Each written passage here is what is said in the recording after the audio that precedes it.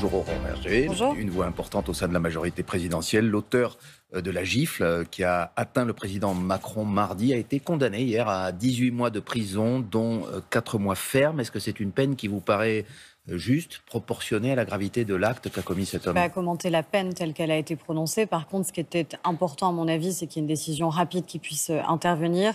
Il y a un enjeu de rétablissement de l'autorité. Je crois que c'est extrêmement attendu par les Français. À partir du moment où le président de la République lui-même subit une violence qui est une violence physique, je crois que chaque Français se rend compte de la gravité de cet acte et qu'il était important que cette sanction Il a puisse été être jugé en prononcée. comparution immédiate. C'était une sanction qui devait être plus rapide que s'il s'en était pris un citoyen lambda pour vous? Non, elle ne devait pas être plus rapide que si c'était un citoyen lambda, mais de facto, on voit qu'il y a malheureusement dans notre société aujourd'hui une forme de banalisation de la violence, une banalisation d'une violence qui s'exerce à l'encontre des forces de l'ordre, à l'encontre de ceux qui sont dépositaires de l'autorité et de la puissance publique, à l'encontre des élus. Les parlementaires en ont été très largement victimes pendant de nombreux mois. Ça n'a pas suscité beaucoup d'émoi, d'ailleurs, à l'époque, alors qu'on a eu jusque des parlementaires qui ont vu, par exemple, des personnes tirées devant chez eux, à balles réelles. Et Donc, vous-même, on vous a quand avez même été victime à plusieurs reprises de violences, notamment sur les réseaux sociaux. de menaces, ouais, notamment. Pourtant, Emmanuel Macron lui-même a minimisé l'événement hier. Ce n'est pas grave de recevoir une gifle, je le cite, quand on va vers une foule. Ce n'est pas annonciateur d'une nouvelle vague de violence, comme la France en a connu.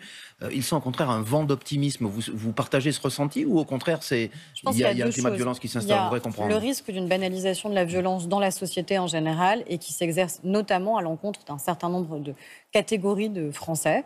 Et à partir du moment où on sent que cette violence peut exister dans la société, alors on se dit que chaque Français pourrait en être atteint. Et donc c'est pour ça qu'il faut être très clair sur la nécessité de l'autorité dans notre pays et évidemment qu'on ait une réponse pénale qui soit rapide et qui soit adaptée. Et ça a été le cas. Et puis, on a aussi ce retour à la vie normale qu'on espérait tous, et on le voit, les Français qui aspirent avant tout, tout simplement à ce que les choses se passent bien dans notre pays, à ce que ce retour aux jours heureux qu'on attendait tous et pour lesquels on a tous aussi consenti un certain nombre de sacrifices puisse arriver. Mais Je crois vous que c'est le cas. incitez le président de la République à continuer ses tournées, entre guillemets, dans les régions, quitte à ce que de nouveaux actes isolés, comme il le dit, Je surviennent? ne crois pas et je n'espère pas que de nouveaux actes pourraient exister. Ce qui est certain, c'est que personne n'empêchera ni le président de la République, ni les élus de tout simplement être aux côtés des Français et au quotidien, en fait, à leur côté. Ce qui serait un problème, c'est, vous savez, la violence, elle n'est jamais gratuite dans une société. Elle cherche à nous faire renoncer à nos votes, nous faire renoncer à des convictions, nous faire renoncer à nous exprimer, à nos idées, et en l'occurrence, peut-être, essayer de faire renoncer le président de la République à être dans cette proximité avec les Français. En aucun cas, il faut que ça se produise. Toute la classe politique, en tout cas, condamné ce geste. Il y a pourtant, vous l'avez dit, une part de responsabilité, vous l'estimez, de certains responsables politiques. Oui, parce que je considère qu'à partir du moment où certains ont appelé eux-mêmes à la violence, ont légitimé parfois des actes de violence, alors c'est un peu trop facile au dernier moment de condamner. Je pense en particulier à la France Insoumise et à Jean-Luc Mélenchon, quand à l'époque... Il a condamné, il a été l'un des tout premiers à condamner ce qui s'est passé à Tain-l'Hermitage. Mais c'est un petit peu compliqué de jouer les vierges effarouchées au moment où ça arrive, alors que pendant des mois, on a finalement incité à la violence. La violence à l'encontre des journalistes, quand Jean-Luc Mélenchon disait que la haine, je cite, à l'écart des journalistes était juste et saine, et après on a des journalistes qui sont appréhendés dans des manifestations, dans des mobilisations.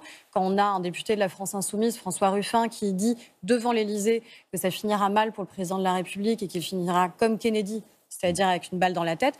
Quand on est responsable politique, on sait que les mots que l'on a ont une portée. Et M. Mélenchon, que les choses soient claires, n'a jamais appelé à s'en prendre physiquement au président de la République. Encore heureux qu'il ne l'ait pas fait. Enfin, on en est quand même à se féliciter que l'un des premiers opposants du président de la République et candidat à l'élection présidentielle n'ait pas directement souhaité que le président de la République puisse être agressé. Ce que je regrette, c'est que par contre, il a eu des mots, et ceux qui l'entourent ont eu régulièrement des mots qui ont légitimé, banalisé, normalisé une violence qui est insupportable pour tous les Français dans notre société. On est donc dans un climat de violence que vous décrivez. C'est le bon moment, dans ce contexte pour le moins fragile, de relancer l'idée d'une réforme des retraites. Il faut travailler plus longtemps, a dit le numéro 1 de votre parti, Stanislas Guerini. On voit bien que pour l'instant, les syndicats ils sont totalement hostiles. On entendait un sondage tout à l'heure dans le journal montrant que 6 Français sur 10 ne veulent pas d'une nouvelle réforme. Et pourtant, vous continuez de semer le doute en quelque sorte en disant qu'une réforme est possible avant la fin du quinquennat. Je crois qu'on continue tout simplement à être ce que les Français ont souhaité que nous soyons en 2017, En c'est-à-dire 2017, mais qu'on plus puisse aujourd'hui. continuer à transformer le pays et qu'on puisse continuer à apporter des réformes qui sont nécessaires. Je pense qu'il y a certaines réformes qu'on a portées que personne n'avait osé réussi à porter, que ce soit sur le droit du travail, que ce soit la réforme de la SNCF, que ce soit l'éducation nationale, que ce soit la réforme du baccalauréat. On pourrait en citer Oui, un mais grand parlons nombre. de la réforme des Mais retraites. Est-ce que vous souhaitez qu'elle soit menée avant la fin du mandat de M. Macron? La question qui doit se poser, c'est est-ce que cette réforme est juste et est-ce qu'elle est nécessaire? Oui.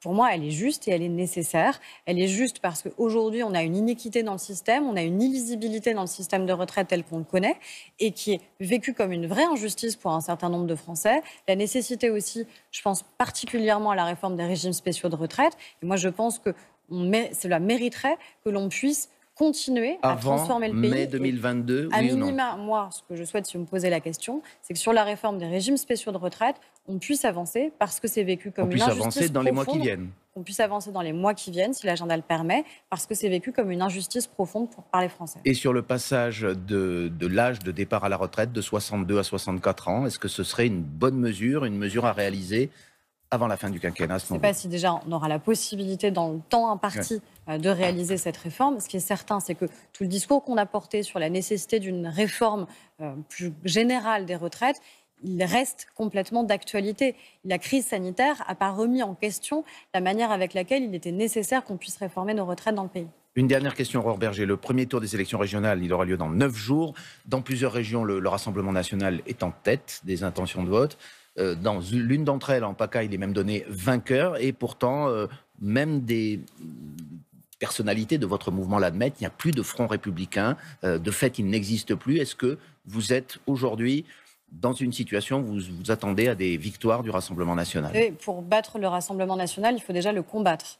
Et on est souvent très seul à combattre le Rassemblement national, avec de facto, notamment les Républicains, qui vous disent que finalement, ils préfèrent avoir des accointances avec le Rassemblement national plutôt que de s'allier à la République En Marche, justement pour faire échec au Rassemblement national. Moi, ce que je souhaite, c'est qu'on fasse échec dans toutes les régions au Rassemblement national, au risque sinon, là encore, d'une banalisation de la capacité du Rassemblement national à accéder aux responsabilités et à accéder au pouvoir. Ça ne sera jamais banal que le Rassemblement national puisse gagner une collectivité, puisse devenir, qu'on ait des maires du Rassemblement national et encore moins des présidents de région demain. Cas de figure concret, ça veut dire que par exemple en région Hauts-de-France, vous appelez dès aujourd'hui, si le cas se présente, à voter Xavier Bertrand au deuxième tour des élections régionales? Jamais eu aucune ambiguïté sur ce sujet. Si le Rassemblement national est en capacité de gagner et que nous ne sommes pas en capacité de le faire battre, alors on devra prendre nos responsabilités et on devra évidemment appeler à celui qui pourra le faire battre. Et vous attendez la réciproque, si on vous entend bien? Je pense que la réciproque, elle est attendue non pas par nous en tant que parti politique, mais attendue par les Français en termes de clarté vis-à-vis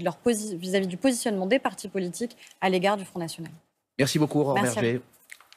Merci à tous les deux. Passez une bonne journée. Un joli vendredi, 11 juin. Au programme de votre télématin, juste après la pause, on ira à Saint-Jean-de-Luz en direct. Retrouvez là-bas Loïc Ballet pour parler poisson.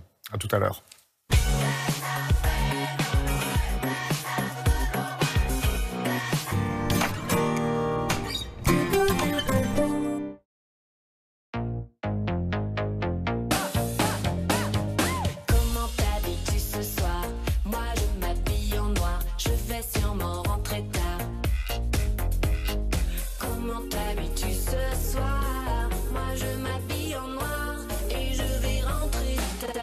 Changez de look. Passez au noir avec le Kia Sportage Hybrid Black Edition. Suréquipé à partir de 277 € par mois. Garantie 7 ans Kia. Preuve de qualité. Kia. Movement that inspires.